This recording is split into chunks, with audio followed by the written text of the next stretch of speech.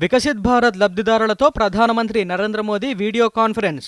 కేంద్ర ప్రభుత్వ పథకాల అమలుపై పలువురు లబ్ధిదారుల హర్షం. ప్రజాపాలన దరఖాస్తులపై నేడు సీఎం రేవంత్ రెడ్డి సమీక్ష. ప్రత్యేక వెబ్సైట్ను ప్రారంభించనున్న ముఖ్యమంత్రి. పార్లమెంట్ ఎన్నికలపై తెలంగాణ బీజేపీ ఫోకస్. రాష్ట్రంలోని 8 మంది ఎమ్మెల్యేలు, ఎమ్మెల్సీలకు ఇన్ఛార్జీలుగా బాధ్యతలు. లోక్సభ నియోజకవర్గాలకు సమన్వయకర్తలు నియమించిన ఏఐసీసీ. 2 నియోజకవర్గాలకు రేవంత్, బట్టి, పొంగులేటికి బాధ్యతలు.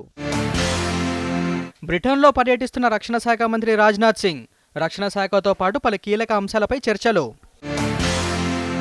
రాష్ట్రంలో కొత్తగా 27 ఎయిర్ క్వాలిటీ ఇండెక్స్ స్టేషన్లు, జిల్లా కేంద్రాలు, పట్టణాలు ఏర్పాటు చేయాలని పీసీబీ నిర్ణయం. ప్రధానిపై అనుచిత వ్యాఖ్యల వ్యవహారం. మాల్దీవుల రాయబారికి విదేశాంగ శాఖ సమన్లు. బిల్కిస్ బానో కేసులో సుప్రీంకోర్టు తీర్పు. 11 మంది ఖైదీల క్షమాభిక్ష కొట్టివేస్తూ నిర్ణయం. రాష్ట్రంలో ఎఫ్డీలుగా 7.35 లక్షల కోట్ల జమ. గత ఏప్రిల్, సెప్టెంబర్ మధ్య 52,000 కోట్ల పెరుగుదల. తమిళనాడులో భారీ వర్షాలు. పలు ప్రాంతాల్లో విద్యా సంస్థలకు సెలవులు. ఆసియా ఒలింపిక్ క్వాలిఫైయర్స్లో మెరిసిన భారత షూటర్లు. పురుషుల 10 మీటర్ల ఎయిర్ పిస్టల్ టీం విభాగంలో పసిడి పతకం. కొత్త క్రిమినల్ చట్టాల అమలుపై పోలీసు అధికారులతో ప్రధాని మోదీ చర్చ.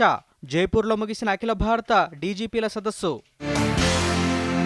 మరో మైలురాయి సాధించిన ఇండియన్ ఎయిర్ ఫోర్స్. రాత్రివేళ కార్గిల్ ఎయిర్ స్ట్రిప్పై C-120J ల్యాండింగ్. బ్రిటన్ పర్యటనకు రక్షణ మంత్రి రాజ్నాథ్ సింగ్. 3 రోజుల పర్యటనలో కీలక రంగాలపై చర్చలు.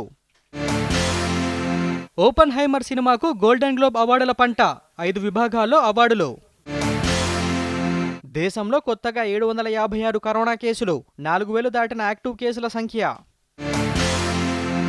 భారత్పై అక్కసు వెళ్లగక్కిన మాల్దీవుల మంత్రులు. 3 మంత్రులను సస్పెండ్ చేసిన ఆ దేశ అధ్యక్షుడు. బంగ్లాదేశ్ సార్వత్రిక ఎన్నికల్లో మెజారిటీ సాధించిన అవామీ లీగ్. మరోసారి ప్రధాని పీఠం దక్కించుకున్న హసీనా.